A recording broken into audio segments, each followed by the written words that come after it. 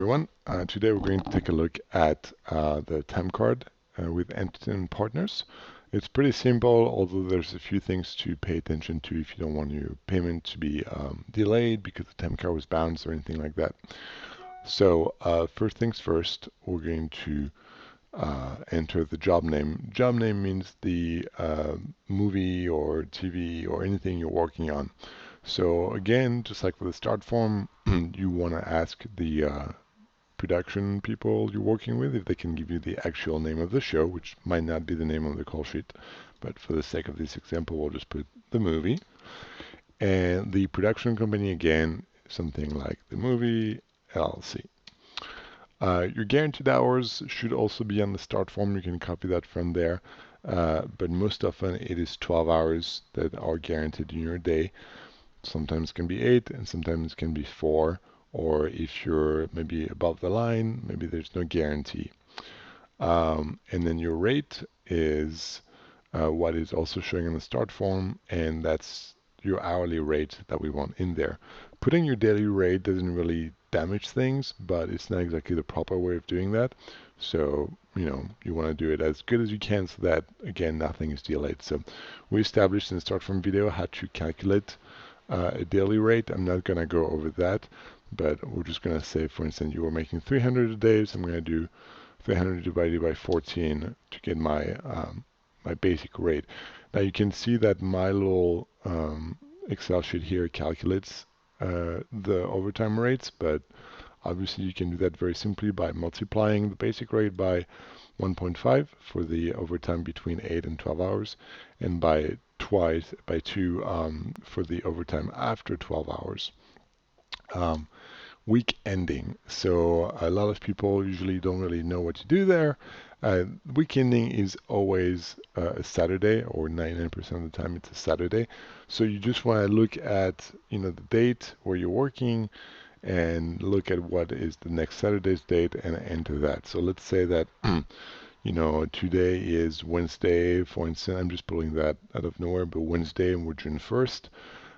Then you want to go, okay, Thursday, June 2nd, Friday, June 3rd, Saturday, June 4th. So you would put date of the 4th. You can see also here on my workbook again, the dates appear right away, but that you can do yourself. So 529 would be Sunday, Monday, Tuesday, Wednesday, Thursday, Friday, and Saturday. So again, that's a very common mistake that people will consider the first row to be Monday when it's actually Sunday. Again, someone who works in production accounting will be able to know what you meant thanks to the date, but it just makes everyone's life easier if when you work Monday to Friday, you just fill in these cells right here. I'm going to go back to the top, name, obviously your name, boom. And here it can just be, as simple as that, and they will use the information on the start form to figure out what name to put on the check. So you can just do that, or if you want, you can do the care of, as we explained in the start form, and put the management company that your checks are going to, but really first and last is usually good enough. Social security number, you do not have to put your full social on there, so I usually encourage people to limit to the last 4 whenever is acceptable. It's just better practices. So boom, boom, boom, boom, there we go. And job classification, occupation code, and union.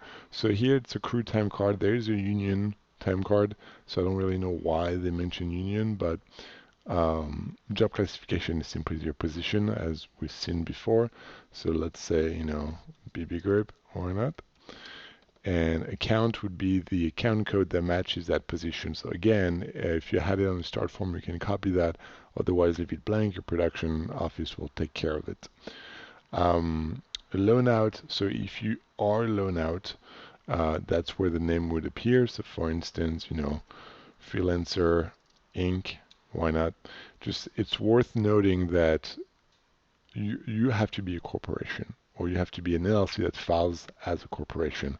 Otherwise, you will not be able to be paid through your company. It's either you're an individual or corporation. Very important. And we're gonna expand the subject here because it's a larger talk, but something to keep in mind. Federal ID, of course, if you have a company, you have a federal ID, and here I would suggest to put the whole number, to the boom. And location, most likely you're working, either in California or New York, so that's what you're going to put here, and foreign in case you're working in a foreign country. I'm going to remove these for now because it's a little confusing. We're going to assume that you're just, a regular freelancer, and I'm going to keep making my way down. So again, here on the first two columns, we see work and work in city. So basically, this is work state, and this is Los Angeles. This is a city. So Los Angeles or New York, whatever. So you want to do that. Ideally, you want to put for every day of the week where you're working, but if you just put it down here and maybe draw a line all the way down, people will get it. Account code, again, you can report whatever is here, under here. The idea is that if you're doing different positions during the week, you could technically use one time card and specify the account code, but honestly, I've had to submit a different time card for every different position, so I would just it's always kind of foggy as how they want it done, so I would suggest to do one time card per position, even if it's within the same week. Location, feel free to skip that column, and then we get to the meaty part, which is your times. So, of course, on time cards, we always like to use this time format, which doesn't really have a name. Some call it military time, filmatory time. I like to call it increments of 6. Because it kind of explains what it is. So for instance, if you start at 7 a.m., it'd be 7.0, and then if you go to lunch at 1 p.m., it'd be 13.0. But again, this is really, if you can do things that way, then you're welcome to do 7 a.m. and then 1 p.m. and you can put it like that on your time card. No problem. You see here on my side, formulas are not happy, but you're most likely doing this on paper, so it doesn't matter. For the sake of the example, I'm going to stick to increments of 6. So this is 1 p.m. lunch, so that's when you went out to lunch. And then when you came back from lunch would be, the half hour later. So let's say 1:30 p.m. or 13.5. Just something worth noting, Anthem Partners only accepts either a half-hour lunch or an hour lunch, nothing in between. You can mark the hours as you want, but it just makes everyone's life easier to just do either a half or a full hour. The next two columns are your second meal. So very often people will put their wrap time here. They'll put like, 7 p.m., whatever. No, it's not good. Your wrap time should be under this column right here. This is second meal, so if it happens, you can put that down. For the sake of the example, I'm going to just do full 12 hours, so 7:30 p.m. Boom, re-rate, don't worry about it. Again, it's better to do one time card per rate or per position. Occupation code, don't worry about it. And here we have our total. So to calculate your total hours when you don't have things automated like that, very simple. You take your wrap time. So I'm gonna write that somewhere here. Why not? So we'll say 19.5. You're going to subtract the call time, -7, and then you're going to subtract how much time you went to lunch. So here it'd be minus 0.5, so a half hour. You could also just do, minus 13.5, minus 30. So same way you do wrap time minus call time, you could do lunch in minus lunch out. It doesn't matter. And here, it's a weird format, but it gives me 12 hours here. 12 hours worked. So that's how you calculate it. And that's why this time format makes it real easy to calculate how many hours you've worked. Whereas, if you do 7:30 p.m. minus 7 a.m., it's not as simple. So 12 hours and then the little breakdown. So the first 8 hours are always regular time. And then the next 4 are time and a half. And then anything after 12 hours would be double time. So let's say here, if I say wrapped at 8 p.m., boom, it's going to give me a half hour overtime. And I'm going a little quick here, but we'll recap later. It's giving me a meal penalty. You'll see that each row has morning and it's like lunch and wrap meal penalty. So lunch would be here, wrap is here. This means that we have more than 6 hours between the time you came back from lunch and the time you wrapped, which entitles you to a meal penalty. And the same way, if you had more than 6 hours, so let's say 13.1, it'd be 6.1 hours between your call and your wrap time, then you're going to be entitled to a meal penalty for lunch. Now, the reason my template why it only gives one or the other, like if I put that back, you'll see it switched back, is because under certain contracts, you're only entitled to one meal penalty per day. Under others, you're entitled to multiple meal penalties. So it's important to know um, what you're entitled to. Again, you don't have to calculate this. It's good if you know it and you put there so that you're sure that no one's going to forget about it. But this should be something that the payroll company calculates for you, and they always go in your favor there. There's no shenanigans happening.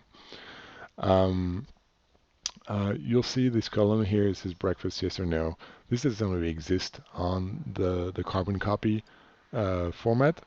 I added that there. There is an empty column, but that's how I would tell the payroll company whether someone had taken a little NDB or non-deductible breakfast. Basically, if you took breakfast after you arrived on set and before you had lunch, effectively resetting your clock. It's kind of iffy. Usually we don't really do that on non-union productions, but there's some leniency, and very often it's allowed. So you're going to put your hours for the week. I'm just going to do, basic days everywhere, 12-hour days. And we're going to say we're working 5 days a week. Okay. So here I've got my total 40 hours of regular time, 20 hours of time and a half, and then 0.6 hours of double time. Everything gets reported here, so that you usually do by hand. Just report the numbers. That's as simple as that. And then you can either let the payroll company or calculate it if you want to see how much money you're going to be making. So simply 2143 times 40, boom. Then your time and a half times 20, boom. And then I added that in there. There's a lot of rows on the time card you can use for whatever you want. So I've got one meal penalty. Usually on non-union projects, the meal penalty equals, as you can see, it's one regular pay hour. So if you're making $21.43 an hour, that's what your meal penalty is. But if you're making $10 an hour, that's what your penalty would be. You can also claim mileage on the time card, and for that you'll have to submit a mileage sheet along that. And if you were to put your mileage on the time card, ideally you want to put it here in this box, mileage allow 852, and you're going to put the amount of money you're owed, not the number of miles. So let's say you drove 10 miles. I'm going to say 10 miles, and I'm going to multiply that by the mileage rate as it is, at least in California, which is 0.54. Boom, and you're owed $5.40 for the 10 miles that you drove. You see that total reports here. It's just for convenience on my end. You can do it however you want. And finally, again, box rental, I added that in there, but you can just use one of the lines that are on the time card. This is where you claim your box rental. So again, there's a specific box in there, box rental 853. Here we go. And you're going to put the amount that you're owed, let's say $30. Now, the next thing that we need to do is we need to specify whether it's a weekly or a daily box rental. So you're going to report that here. So 30. And you see I've got something here. Again, I made that up, daily or weekly. I'm going to say it's a daily box rental. Boom. And I'm going to say, I've worked 5 days, so I've got 5 days of box rental. So 30 times 5, 150. Could have said, I got a weekly, so it's 1 week, so $30. Either way, I'm going to do it as you want. Comments on the time card are pretty important. There's a lot of things you can do with comments. One of them is you can actually use one of these lines to ask for like a memo line on the pay stub that you receive. So let's say you work on a movie that's been going on forever, and you just want to be able to go through your pay stubs a little bit more easily than just by looking at the dates, where you could say something like the movie time card 1 or time cards 2 or whatever. And when you receive your pay stub, this will actually be on the pay stub instead of having the title of the movie. It's one or the other. But you can do some stuff that's even, better than that. Really, you can write anything that you want. I used to, for people who I know were going to be working for several weeks, I would do, 2 of 10. And so when I get their pay stub, I can sort of, arrange them in a good order, and it's more clear to everyone. Or you could say, it's a script fee for, the movie, and it's 50% of the total. Boom. And that will appear on the pay stub. It's really useful.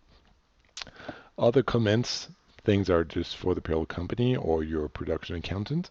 Could be,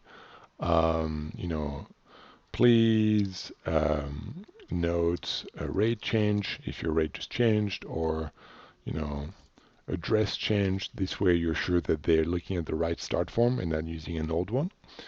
What else could you put in there?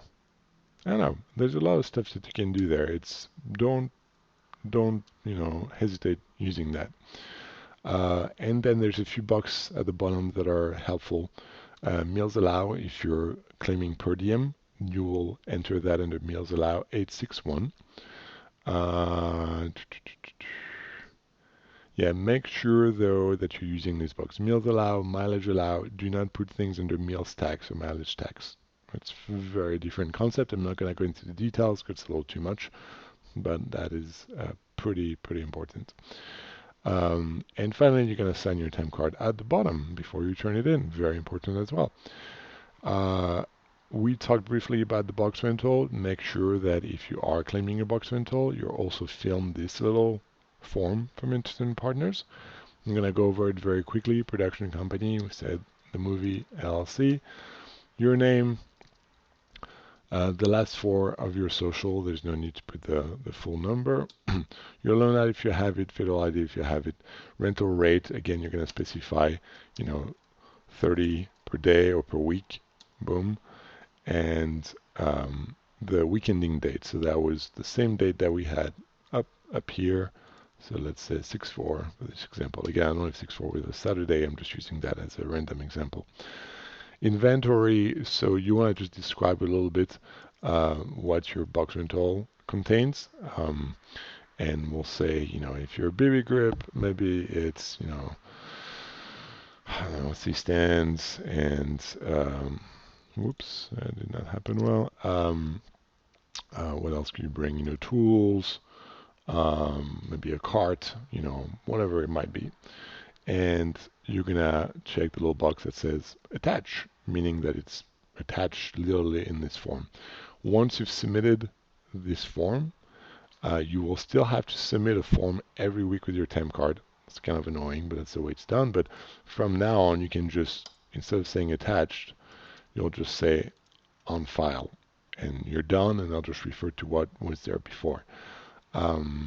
So literally what you could do is, fill everything except for the weekending date, print 10 copies of that, and just submit one every week and just put the date. Simple as that. Finally, you're going to put your signature and the date, most likely, Friday, so let's say 6/3, boom. And you're done. Submit those two together and you will be paid pretty quickly. There are a few technicalities. I'm not going to go in there, but if you're interested, maybe we'll do another video in the future. Bye.